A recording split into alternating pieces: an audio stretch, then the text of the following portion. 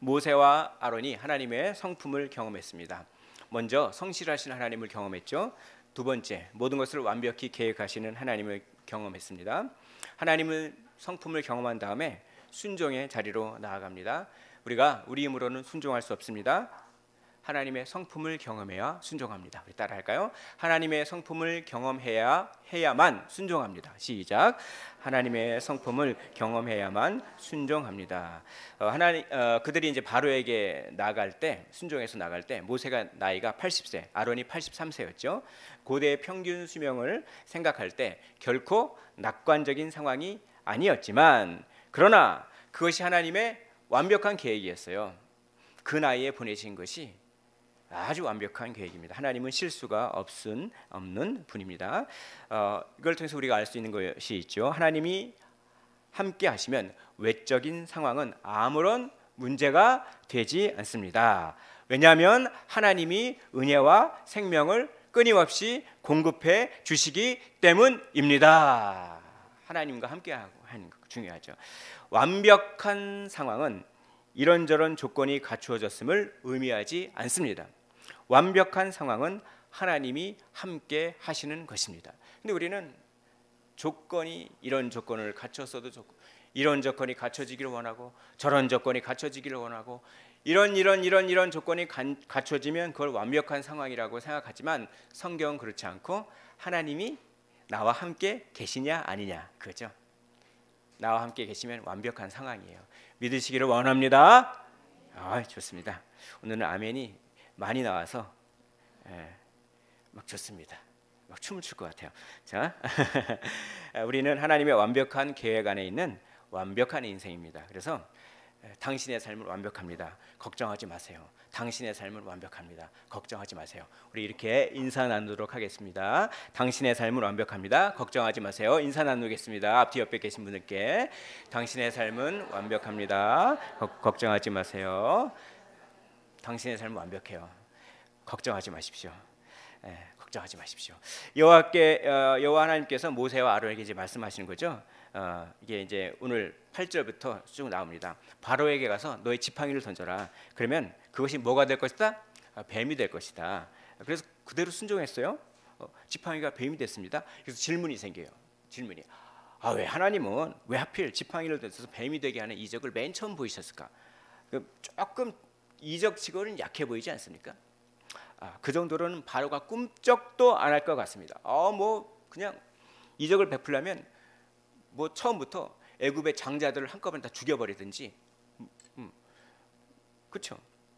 그냥 바로를 한 방에 제압할 수 있는 더 강한 이적도 있었을 텐데요. 왜 그랬을까요? 하나님이 능력이 없어서가 아니라 하나님의 계획 때문에 그래요. 하나님은 계획이 있으신 분이에요. 하나님 계획이 있으세요. 그 계획은 뭐냐면 애굽 왕 바로를 완악하게 하시는 것이 하나님의 계획이었습니다. 지팡이를 뱀이 되게 하는 것은 이번이 처음이 아니에요.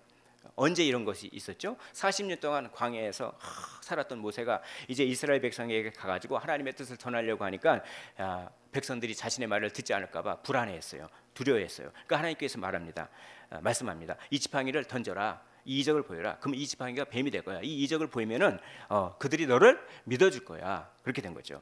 하나님께서는 가기 두려워하는 그 모세를 설득시켜서 이렇게 보내시는 거잖아요. 그래서 모세가 이 이적을 보였어요. 지팡이를 탁 던졌더니 뱀이 됐어요. 그러자 이스라엘 사람들이 모세의 말을 믿었잖아요. 하나님을 인정했다는 거죠. 이게 정상이죠. 이게 정상. 근데 바로는 그냥 모세의 말을 듣지 않아요. 그러니까 바로는 비정상이라는 얘기예요. 바로는 비정상. 그러니까 지팡이가 뱀이 되는 이적은 바로가 그만큼 완악하다고 하는 것을 잘 드러내주는 역할을 하는 거예요. 잘 드러내주고 잘 강조하고 있는 것입니다. 하나님께서는 바로의 완악함을 드러내는데 그치지 않으셨어요. 그 완악함이, 바로의 그 마음의 완악함이 점점 강해지거든요. 그거를 막지 않으셨어요. 바로의 완악함이 점점 강해지는 것을 막지 않았다. 이걸 성경에서는 어떻게 표현하느냐? 하나님이 바로를 완악하게 하셨다. 그렇죠? 죄를 조장하시는 분이 아닙니다. 완악해지는 것은 바로가 완악해지는 거예요. 하나님이 굳이 은혜를 내려서 막지 않았다는 겁니다. 은혜는 의무가 아니기 때문에 그래요. 아니야 다를까 바로가 더 이렇게 막 이제 완악해지기 시작하는 거죠. 모세가 던진 지팡이가 뱀이 됐을 때 전혀 놀라지 않았어요. 아니 겨우 그 정도야? 그쯤은 우리 요술사들도 할 수 있지. 그 정도 가지고 이적이라고 할 수 있는가? 라고 하면서 자신의 마술사를 막 부른 겁니다. 그래서 마술사들 요술을 부려요. 그러니까 마술사들이 그들의 지팡이를 던지니까 그들의 지팡이도 뱀이 되는 겁니다. 그러니까 그냥 아유 너희 여호와 하나님은 한낱 마술사 수준밖에 안 되는구나. 그러면서 막 더 완악해지는 거죠. 돌아가라. 너희 여호와 하나님의 그 말을 들어줄 이유가 하나도 없다. 그래서 바로는 자기가 하나님인 양 막 교만해졌죠. 근데 몰랐어요. 뭘 몰랐습니까? 이 모든 것이 다 하나님의 계획인 것은 꿈에도 몰랐다는 거죠. 계획입니다. 계획. 그러니까 하나님은 의도적으로 비교적 시시해 보이는 이적을 의도적으로 맨 처음에 베푼 거예요. 왜? 바로가 그렇게 완악하고 바로의 완악함을 자극시키기 위해서 그런 것이죠. 하나님의 뜻은 우리와 다릅니다. 이사야 선지자는 말씀합니다. 이사야 55장 8절 말씀. 이는 내 생각이 너희 생각과 다르며 내 길은 너희 길과 다름이니라. 여호와의 말씀이니라. 그렇죠? 인간의 눈에 보이기에는 너무 어리석은 방법 같아요. 그러나 그 어리석어 보이는 방법으로 그 방식을 통해 하나님은 위대한 일을 하시는 것입니다. 하나님은 인간이 보기에 어리석은 방법으로도 위대한 일을 하시는 분이에요. 하나님의 계획하심을 믿으시기를 주의 이름으로 축원을 드립니다. 그래서 바울이 이렇게 노래하잖아요. 깊도다 하나님의 지혜와 지식의 풍성하며 그의 판단은 헤아리지 못할 것이며 그의 길은 찾지 못할 것이로다. 아멘. 바로가 하나님을 이렇게 무시하고 있는 순간 하나님은 바로에게 경고를 하시는 거예요. 12절 보겠습니다. 우리 12절을 한 목소리로 한번 읽어보도록 하겠습니다. 12절 말씀 찾으셨어요? 12절 말씀 자 시작. 각 사람이 지팡이를 던짐에 뱀이 되었으나 아론의 지팡이가 그들의 지팡이를 삼키니라 라고 되어 있습니다. 아론의 지팡이가 마술사들의 지팡이를 삼켜버렸어요. 이것은 무슨 뜻이겠습니까? 이것은 무슨 뜻이겠죠? 여기서 본문에서 뱀이라고 하는 단어가 나와요. 뱀이라고 하는 단어가 히브리어로 탄님이에요. 탄님. 탄님. 그렇죠? 탄님. 근데 원래 이 뱀이라는 단어는 이 탄님이라는 단어보다 다른 단어를 좀 더 많이 써요. 근데 굳이 이 탄님이라는 단어를 쓰고 있단 말이죠. 뱀이라고 하는 단어에. 근데 이 말은 뱀으로도 해석할 수가 있지만 용이라고도 해석할 수가 있어요. 그리고 이 탄님이라고 하는 말은 또 바닷괴물, 또 악어로도 해석할 수가 있어요. 악어로 해석하는 그 구약 성경이 꽤 많습니다. 그 중에 하나가 에스겔 29장 3절인데요. 제가 에스겔 29장 3절을 한번 읽어볼게요. 이렇게 말씀합니다. 너는 말하여 이르기를 주 여호와께서 이같이 말씀하시되 애굽의 왕 바로여 내가 너를 대적하노라. 너는 자기의 강들 가운데 누운 큰 악어라. 여기서 악어가 탄님이에요. 여기 보십시오. 애굽 왕 바로여 너는 자기의 강들 가운데 누운 큰 악어라. 애굽 왕 바로가 악어죠. 악어는 탄님이죠. 애굽 왕 바로가 바로 탄님이란 얘기예요. 탄님. 그러니까 여기서 뱀이라고 번역된 탄님이 누구를 상징하나요? 바로를 상징하는 거예요. 그러면 그 바로가 애굽의 요술사들에 의해서 만들어진 그 탄님이 삼켜졌어요. 그러면 바로가 삼켜졌다는 얘기죠. 그거는 무슨 뜻일까요? 바로가 패배한다 이런 뜻이죠. 여호와와 바로의 전쟁에서 누가 패배할 것이다? 바로가 패배할 것이다. 그러니 까불지 말고 조만 할 때 들어라 경고죠. 탄님이 삼켜졌잖아요. 근데 그렇죠? 그냥 완악해져요. 사람이 완악해지니까 말을 듣지 않아요. 그러니까 출애굽기 7장 13절 보니까 그러나 바로의 마음이 완악하여 그들의 말을 듣지 아니하니 말을 듣지 않아요. 여호와의 말씀과 같더라라고 합니다. 얼마나 완악한지요. 얼마나 영적으로 무지하고 무감각한 모습인지요. 여러분 영적으로 무감각하고 무지한 사람이 참 불쌍해요. 불쌍합니다. 그러니까 이게 뭐가 진리인지를 깨닫지 못해요. 자기는 그게 진리라고 생각하고 자기는 그게 옳다고 생각해요. 근데 하나님의 눈에 보기는 그게 아닌데 그래서 자기 고집, 자기 주관, 자기가 옳다는 거 거기 갇혀가지고 평생 거기에 갇히고 살죠. 꼬집으면 아픈 줄 알아야 되잖아요. 꼬집어도 아프지가 않아요. 그래서 문둥병에 많이 비유하잖아요. 팔이 썩어서 빨이 잘라져 나가는데 아픈 줄 몰라요. 얼마나 불쌍합니까? 바로가 그래요. 바로가 영적인 감각이 없어가지고 얼마나 불쌍한지 모르겠습니다. 정말 감각을 달라고 우리가 기도해야겠죠.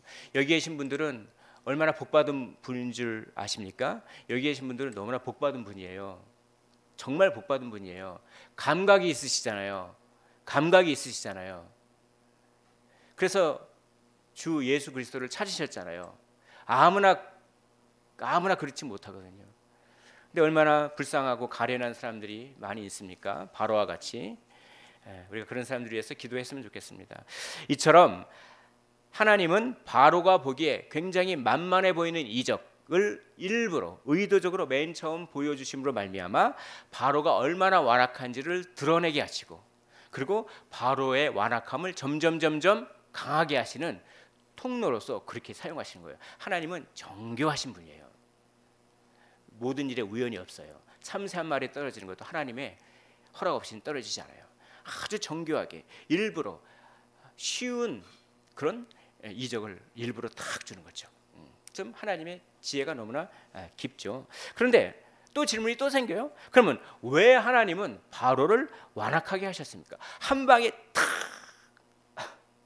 쳐가지고 딱 쳐가지고, 그렇죠?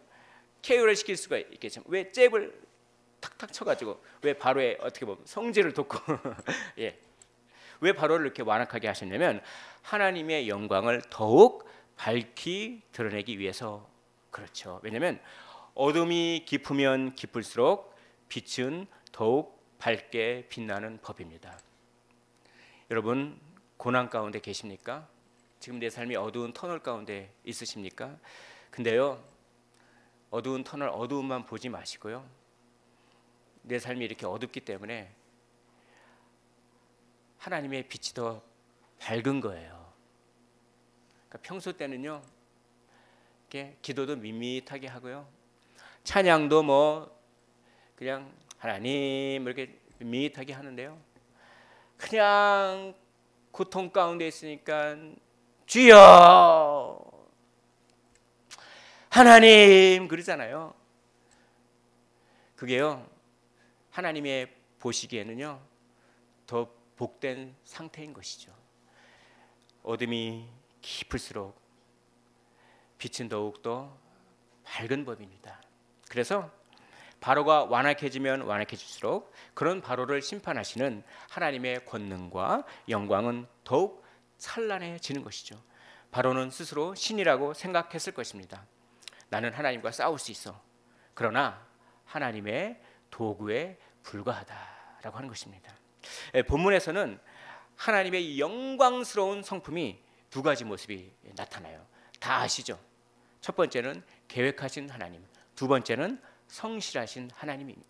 그러니까 이 계획하신 하나님, 성실하신 하나님이 더욱더 찬란하게 드러나기 위해서 바로를 한 방에 KO시키지 아니하시고 바로를 더욱더 단계적으로 완악하게 하시는 하나님의 탁월하신 지혜, 그 지혜로운 하나님이 우리를 이끌어 주시는 것이죠. 먼저 이 계획하시는 하나님의 모습은 어디에 잘 나와 있느냐? 13절에 잘 드러납니다. 우리 13절을 한 목소리로 읽어보도록 하겠습니다. 13절 찾으셨으면 한번 읽어보겠습니다. 자, 시작. 그러나 바로의 마음이 완악하여 그들의 말을 듣지 아니하니 여호와의 말씀과 같더라. 여호와의 말씀과 같더라. 그렇죠. 바로가 말씀을 듣지 않고 완악해지는 것이 이미 하나님의 계획 안에 있었다는 것입니다. 여호와의 말씀과 같더라. 진실로 모든 것이 하나님의 계획대로 이루어지는 것입니다. 아멘. 바로가 말을 듣지 않자 하나님은 더욱더 강한 이적을 내리십니다. 나일강 물을 피로 만드는 것이죠. 나일강 물고기가 다 죽어요. 그리고 물에서는 악취가 납니다. 나일강이 애굽에서 어떤 존재인지 아십니까? 나일강은 젖줄이에요. 나일강은 굉장히 그 애굽에서 이렇게 쫙 흐르는데요. 나일강 때문에 농사도 짓고요, 그 물고기도 잡아먹고요, 식수로 사용하죠. 근데 나일강이 피로 다 변해요. 그 나일강이 피로 변해가지고 막 썩어요. 막 악취가 나요. 그러니까 썩은 물 못 마시잖아요. 물도 못 마셔요. 물고기도 없어요. 농사도 못 져요. 이게 완전히 나라의 큰 재앙이죠. 큰 재앙이잖아요. 생각해 보십시오. 마실 물이 없다고 생각하십시오. 생각해 보십시오. 정말 뭐 예고 없이 물이 수도가 끊긴 적이 있는데 그 예고를 제가 못 들었는지 우리 집에 한 대여섯 시간 물이 끊겼는데 하필 그때 목이 말랐어요. 그렇죠. 근데 마실 물이 다 떨어져 버린 거야. 그러니까 막 성질이 나면서 이거 왜 예고도 안 하고 막 그러다가 어떻게 참았는데 물이 탁 나오고 좋더라고요. 물을 탁 마시더라고요. 물을 못 마시면 얼마나 큰 일인지 모르겠습니다.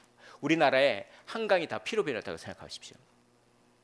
그러면 이 정도 징계면은 재앙이면은 바로의 마음이 움직일 정도 되잖아요. 근데도 아닌 거예요. 아닌 겁니다. 출애굽기 전혀 그렇지 않아요. 출애굽기 22장 보면은 애굽의 요술사들도 자기들의 요술로 그와 같이 행함으로 바로의 마음이 완악하여 그들의 말을 듣지 아니하니 바울이 아니라 바로가 별일 아닌 듯이 궁으로 들어가 버렸어요. 그리고 아예 관심도 두지 않았습니다. 그래서 출애굽기 7장 23절에 보니까 바로가 돌이켜 궁으로 들어가고 그의 관심을 가지지도 아니하였고 별 문제 아니다 이거죠. 아니 바로는 왜 이렇게 완악합니까?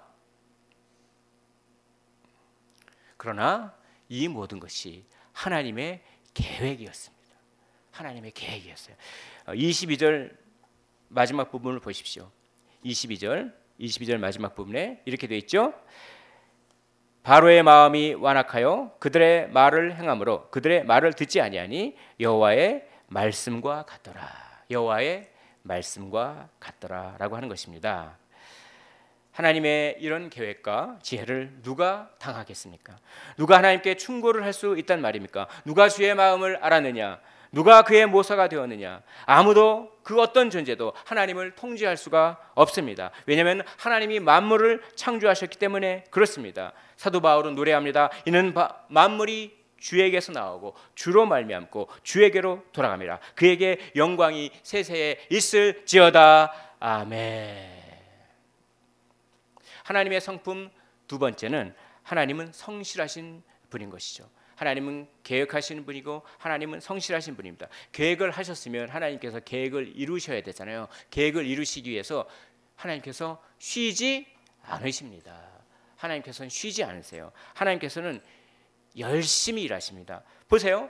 모세와 아론의 마음을 잘 돌이키셨죠. 지팡이를 뱀으로 만드셨죠. 나일강을 피로 변하게 하셨죠. 애굽 마술사들과 바로의 마음도 주관하셨죠.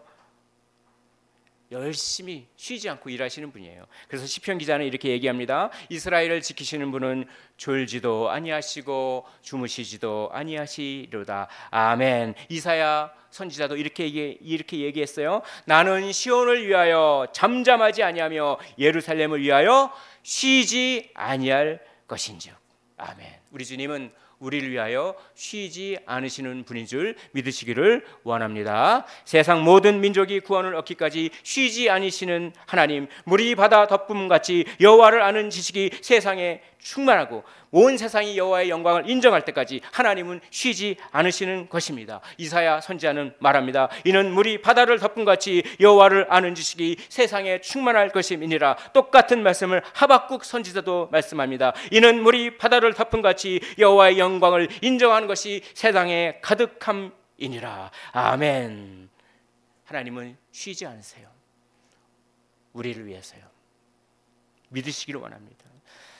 하나님은 단지 바쁘게 쉬지 않고 바쁘게만 지내시지 않으셨어요. 하나님은요 가장 최선으로 일하십니다. 참 저를 볼 때는요 내가 최선을 다하겠다, 최선을 생각해요. 항상 시작은 최선을 다하고 최선을 하려고 해요. 근데 제가 얼마나 연약한지 하다 보면 최선이 없어지고 다 차선이에요. 차선도 없어지고 차차선. 차차선이 없어지면 뭡니까? 차차차선. 차차차 이게 춤입니까? 차차차. 이렇게 가끔 이렇게 해야 또 정신을 바짝 차리시죠. 차차차. 그렇죠. 그래서 우리가 이런 얘기를 하잖아요. 참 무슨 그 투표권도 없는 중학생들이 이런 얘기를 하더라고요. 중학생들이 이런 얘기를 해요. 아니 이게 이번 선거가 있는데 선거는 최선을 뽑는 것이 아니라 차선을 뽑고 아니 차악을 뽑는 거란다. 그러면서 중학생 애들이 얼마나 뽑을 사람이 없었으면 그러면서 자기 어른들이 하는 말을 들어서 그렇죠. 인간에게는 최선이 있습니까?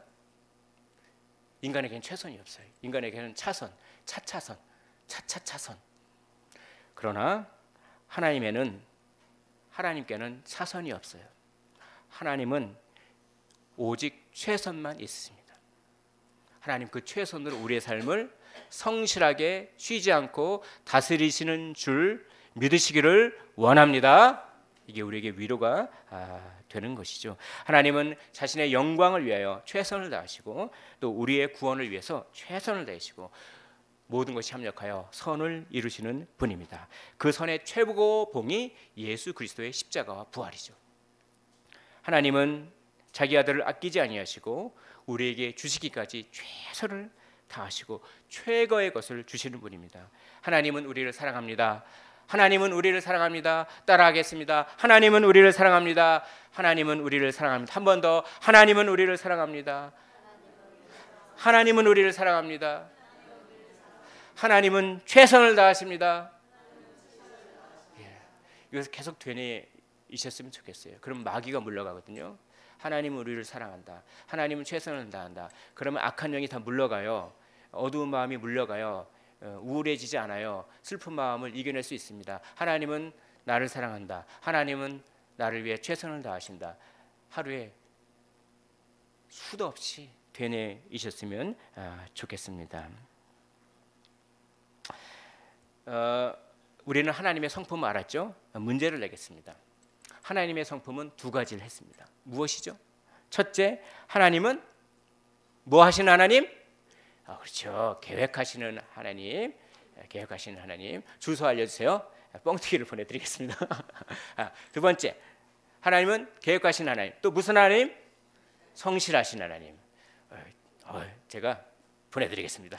좋습니다. 하나님은 계획하신 하나님, 성실하신 하나님. 근데 알고 나서 잊어버리면 까먹으면 소용이 없잖아요. 그러니까 우리가 계속 되뇌으셨으면 좋겠습니다. 그 성품을 늘 기억하셨으면 좋겠어요. 그래서 대중가요에도 이런 게 있잖아요. 안지나서나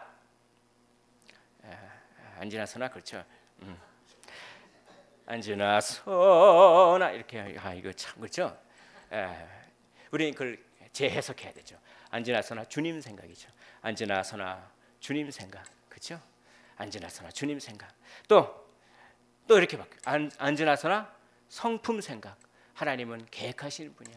하나님은 최선을 다하셔. 하나님은 계획하셔. 하나님은 최선을 다하셔. 또 안지나서나 무슨 생각? 말씀 생각. 안지나서나 주님 생각. 안지나서나 성품 생각. 안지나서나 주님 생각. 제가 안지나서나 그러면 주님 생각. 또 안지나서나 그러면 성품 생각.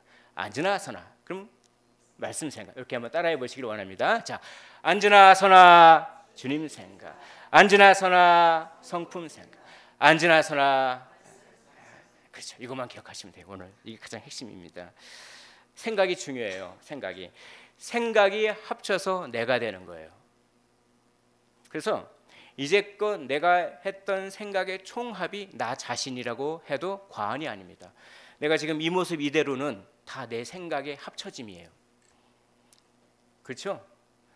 그러니까 남 탓하지 말고 내가 어떻게 생각했는가를 살펴보라고 성경은 얘기합니다. 마귀는 내가 이렇게 된 게 너 때문이야. 내가 이렇게 된 게 저런 환경 때문이야. 그런데 성령은 네가 지금 이 모습은 너의 생각의 결정체니까 너의 생각을 돌아보렴. 너의 생각을 말씀으로 교정하렴. 이게 성령의 음성이죠. 생각이 그렇게 중요한 것입니다. 제가 또 문제를 내겠습니다. 누가 진정으로 복 있는 사람입니까? 그렇죠? 돈 많은 사람이 아닙니다. 복 있는 사람은 말씀 많은 사람이에요. 그래서 시편 1편에 복 있는 사람은 주의 율법을 주야로 묵상하는 자로다. 주의 율법을 주야로 묵상해서 마음에 말씀이 많은 사람, 마음속에다 말씀을 많이 저축한 사람, 그런 사람이 복 있는 사람인 것이죠. 그런 사람은 이런 방식으로 생각합니다. 이런 방식으로 제가 하는 것을 자기 자신에게 적용하고 나는 어떤 방식으로 생각했는지를 점검하라고 오늘 성령이 말씀하십니다. 하나님은 계획하셔. 내 상황은 하나님이 계획 안에 있어. 하나님은 성실하셔서 나에게 최선의 것을 주셔. 지금 이 순간이 최선의 순간이야. 실패를 두려워하지 말자. 실패에 실망에 지배당하지 말고 말씀에 지배당하자. 늘 이렇게 생각하는 것이죠. 제가 질문해 보겠습니다. 지금 이 순간이 최고의 순간이십니까? 다시 한번, 지금 나의 삶이 최고의 순간이십니까? 예, 하나님은 최고의 순간을 주십니다. 사람의 눈에 보이기에는 최고의 순간이 아니게 보일지라도 최고의 순간인 거예요. 그렇게 우리의 생각을 교정하라고 하는 것입니다. 생각은 무서운 것입니다. 하나님의 생각을 안 하면 악한 생각이 침투해 들어요. 그렇죠? 뱀처럼 혀를 레물레물 하면서 촥 하면서, 그렇죠? 하면서, 예, 혓바닥이 작아지고 돌지 내밀지를 못하겠네. 라라라 하면서 촥. 하나님 생각 안 하면 악한 생각이 쳐들어와요. 그래가지고 바로처럼 완악해지고, 그래가지고 다윗조차도 그랬잖아요. 하나님 생각을 안 하고, 그러니까 뭡니까? 밧세바 사건이 일어나잖아요. 그래가지고 남편 우리아를 죽이지 않습니까? 생각은 무서운 것입니다. 그래서 우리의 생각이 말씀으로 다스려지기를 주의 이름으로 축복합니다. 우리의 생각이 말씀으로 다스려져요. 그러면 하나님의 성품을 늘 이렇게 생각하면 우리는 달라져요. 우리는 달라집니다. 나는 달라져야지라고 하는 자기 결단만으로는 달라질 수가 없어요. 하나님의 성품이 마음에 새겨질 때 우리의 생각이 새로워지고 의지가 새로워지고 달라지는 거예요. 여러분, 달라지시기를 원합니다. 하나님의 성품이 내 안에 새겨지기를 원합니다. 하나님은 계획하셔. 하나님은 성실하셔. 하나님은 최선을 다하셔. 하나님은 내 인생을 가장 완벽하게 판을 짜 놓으셨어. 이렇게 계속 성품을 생각할 때 내가 달라지는 거죠. 모세와 아론은 달라졌을까요? 달라졌어요. 하나님께서는 모세와 아론에게 또 명령하는 겁니다. 그렇게 바로의 완악한 모습을 듣고 와서 또 명령해요. 그게 14절부터 19절까지 길게 명령이 되어 있는데 그게 한마디로 이거예요. 바로에게 가서 이렇게 전해라. 지팡이로 나일강을 치면 그것이 피로 변하고 나일강에 고기가 죽고 물에서 악취가 날 거고 그 강물을 마시지 못할 것이다. 이렇게 바로에게 가서 또 경고하라. 이런 거예요. 그런데 여기 중요한 게 있습니다. 하나님께서는 한술 더 뜨십니다. 한술 더 뜨셔요. 그게 16절에 있어요. 우리 16절 한번 펴보시죠. 16절 펴보시고 한번 읽어보도록 하겠습니다. 16절을 찾으셨으면 한 목소리로 읽겠습니다. 자, 시작. 그에게 이르시되 히브리 사람의 하나님 여호와께서 나를 왕에게 보내어 이르시되 내 백성을 보내라. 그러면 그들이 광야에서 나를 섬길 것이니라 하였으나 이제까지 내가 듣지 아니하는도다. 이제까지 내가 말을 듣지 않는구나. 왜 이렇게 말을 안 듣느냐? 이렇게 바로를 책망하라는 거예요. 그러니까 이제까지는 경고만 했잖아요. 근데 이제는 경고를 넘어서 바로에게 가서 뭘 하라?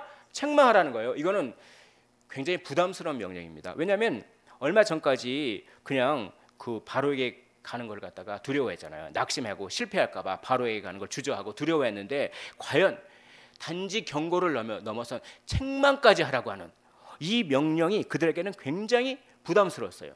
그걸 지킬까요? 과연? 그걸 지킬까요? 결과는 어땠을까요? 굉장히 긴장감이 있는 거예요. 우리가 이 성경을 읽을 때 이 부분 긴장감 있게 읽으셔야 돼요. 결과는 어땠을까요? 지켰잖아요. 그게 바로 20절 말씀 제가 읽어보겠습니다. 모세와 아론이 여호와께서 명령하신 대로 행하여. 그렇죠? 모세와 아론이 어떻게 했습니까? 여호와께서 명령하신 대로 행하여라고 했습니다. 할렐루야. 변화됐어요. 달라졌어요. 하나님의 성품을 경험했기 때문에요. 하나님의 성품을 늘 생각했기 때문에요. 하나님은 계획하셔. 하나님은 성실하셔. 하나님은 나에게 최선을 다하셔. 그랬기 때문에 변화했습니다. 하나님을 성품을 신뢰하고 의지했기 때문에 생각이 달라진 것입니다. 왜 하나님은 지팡이를 뱀이 되게 하시는 이 시시해 보이는 이적을 맨 처음 보이셨습니까? 그것은 바울을 완악하게 하고 하나님의 성품을 밝히 드러내기 위해서라고 말씀드렸죠. 그러나 그 이유뿐만 아니라 한 가지 이유가 더 있어요. 그 이유는 모세와 아론에게 질문하기 위해서 그렇습니다. 모세와 아론에게 하나님은 이렇게 질문하시는 것이죠. 너희들 달라졌니? 너희들 달라졌니? 이걸 질문하시는 거예요. 만약 처음부터 강력한 이적이 나타나서요, 그래서 바로가 처음부터 순종해 버렸으면 모세와 아론이 달라진 모습을 보여줄 기회가 있었을까요?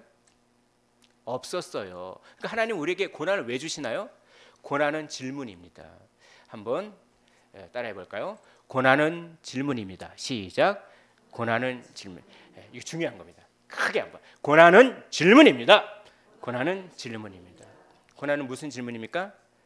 하나님의 질문인데요. 너희들 달라졌니? 하나님은 달라지기를 원하시거든요. 고난은 우리에게 항상 질문을 주시는 것입니다. 상황은 우리에게 항상 질문을 주는 거예요. 그래서 어떤 상황이 맞닥뜨렸을 때 이거는 질문이다. 오늘 이것을 기억하십시오. 고난은 질문이다. 상황은 질문이다. 우리는 수많은 상황 속에 살고 있습니다. 상황은 뭡니까? 질문이에요. 상황은 질문입니다. 그 상황이 눈에 보이는 상황이 너무 크게 다가와서 질문을 까먹어버려. 그리고 어제 내가 했던 대로 행동을 해버려. 그럼 달라지지 않죠. 상황은 우리에게 이렇게 질문합니다. 어제는 네가 이렇게 반응했는데 오늘은 어떻게 반응할 거야? 어제의 너처럼 반응할 거니? 아니면 너는 달라질 거니? 화나는 상황이 딱 다가옵니다. 그러면 그 화나는 상황이 저에게 질문해요. 승도가 오늘은 어떻게 반응할 거야? 어제의 너처럼 반응할 거야? 아니면 달라질 거니? 실망할 상황이 탁 저에게 다가옵니다. 그러면 그 실망한 상황은 저에게 질문하는 거죠. 승도가 너는 오늘은 어떻게 반응할 거야? 어제의 너처럼 반응할 거니? 아니면 너는 달라질 거니? 근데 마귀는 질문을 하게 만들지 않고 상황 자체를 눈에 크게 보이게 해요. 그리고 어제 내가 했던 대로 행동하게 만드는 것이죠. 화를 욱하고 내거나, 그렇죠? 욕을 하거나, 거짓말을 하거나, 남을 비방하거나, 확 실망해버리거나, 아예 안 해버려, 포기해버리거나, 회피해버리거나, 다른 사람들에게 떠넘겨버리거나 그런 것입니다. 그것은 상황을 통해 하나님께서 물어보시는 음성입니다. 모세와 아론은 하나님의 질문에 순종함으로 대답합니다. 하나님 달라졌어요. 하나님 달라졌어요. 내 인생이 하나님의 계획 안에 있고 하나님이 최선을 다해서 내 인생을 이끌어 가시니 전과는 같을 수 없습니다. 이전에는 실패를 두려워했고 쉽게 낙심했으며 부정적인 생각에 사로잡혔지만 하나님 이젠 다릅니다. 하나님 이젠 다릅니다. 하나님이 저를 다르게 만드셨어요. 하나님 생각을 물리칠 수 있게 해주셔서 감사합니다. 아멘 할렐루야. 하나님께 영광의 박수를 드리도록 하겠습니다. 우리가 이랬으면 좋겠어요. 하나님 달라졌어요. 아멘 할렐루야. 박수치는 그런 삶이 우리의 삶이 되었으면 참 좋겠습니다. 상황은 우리에게 항상 다가옵니다. 이제껏 그것을 어떻게 반응하셨습니까? 그 상황을 미워하셨습니까? 그 상황을 회피하거나 미루셨습니까? 다른 사람들에게 떠넘기셨습니까? 유혹에 쉽게 넘어가셨습니까? 변덕스러우셨습니까? 처음에는 이런 마음이었다가 쉽게 마음이 변했습니까? 무기력증에 걸리셨습니까? 그러나 이제는 다릅니다. 하나님의 성품을 늘 생각하거든요. 하나님은 계획하셔. 하나님은 최선을 다하셔. 때론 넘어지기도 하겠지만 다시 일어나겠습니다. 우리가 이렇게 하나님께 대답하셨으면 좋겠어요. 하나님 이젠 달라졌어요. 하나님의 성품을 의지하면서 하나님께 이렇게 대답했으면 좋겠습니다. 하나님 우리가 달라지기를 간절히 원하세요. 오늘 종료주일이잖아요. 종료주일에 하나님께서 낙이 타고 예수님께서 낙이 타고 성으로 입성하셨어요. 그래서 성전을 보셨어요. 근데 성전이 개판이잖아요. 왜냐하면 겉으로 보기에는 아주 그냥 건물이 화려했지만 형식적인 예배를 드리잖아요. 그러니까 그냥 매매하는 자를 다 내쫓아버리고 성전 청결을 하셨어요. 뭡니까 그게? 달라지라는 거죠. 달라지라. 달라지지 않으면 성전 필요 없다. 이 성전이 돌 위에 돌 하나도 남겨지지 않고 다 무너져 버릴 것이다. 그래서 주 70년경에 74년인가요? 로마의 티토스에 의해서 돌 위에 돌 하나도 다 남겨지지 않고 진짜 성전이 파괴됐잖아요. 왜냐? 달라지지 않아서. 달라지셨습니까? 달라지지 않으면 파괴당해요. 교회가 달라지지 않으면 촛대로 옮기겠다고 하셨어요. 에베소 교회는 달라지지 않았습니다. 에베소 교회는 첫사랑을 잃어버렸어요. 구원받은 첫사랑을 잃어버리셨습니까? 라오디게아 교회는요 뜨뜻미지근했어요. 달라지지 않았어요. 촛대로 옮겼습니다.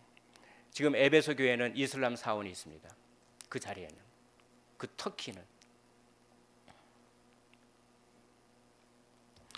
다르다고 하는 것은 구별되다, 거룩하다를 뜻합니다. 우리는 세상과 달라야 되죠. 성령의 열매를 보십시오. 사랑과 희락과 화평과 오래 참음과 자비와 양성과 충성과 온유와 절제입니다. 우리가 이렇게 거룩한 결단을 하기를 원합니다. 주님 달라지겠습니다. 더 사랑하겠습니다. 어려움 속에서도 주님을 바라보며 기뻐하겠습니다. 화평을 추구하며 오래 참겠습니다.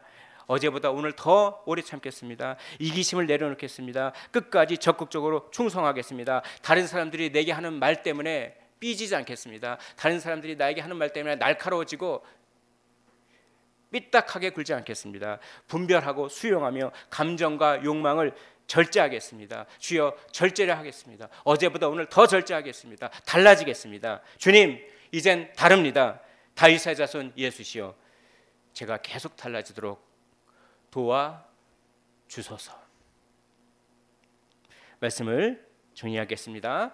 하나님은 지팡이를 뱀이 되게 하시는 하찮은 이적을 통해 위대한 일을 하셨습니다. 첫째, 바로를 완악하게 하셨습니다. 둘째, 그를 통해 자신의 성품을 밝히 드러내셨습니다. 셋째, 그리고 모세와 아론에게 질문하셨습니다. 모세와 아론은 순종으로 그들이 달라졌음을 대답했습니다. 하나님은 우리에게 같은 질문을 하십니다. 내 사랑하는 나의 피값 주고 사신 받은 내 사랑하는 나의 자녀야, 달라졌니? 모세와 아론의 대답이 우리의 대답이 되기를 소원합니다. 주님, 이젠 다릅니다. 주님의 성품을 늘 생각하겠습니다. 계속 달라져 거룩한 습관이 몸에 배도록 저의 연약함을 도와주옵소서.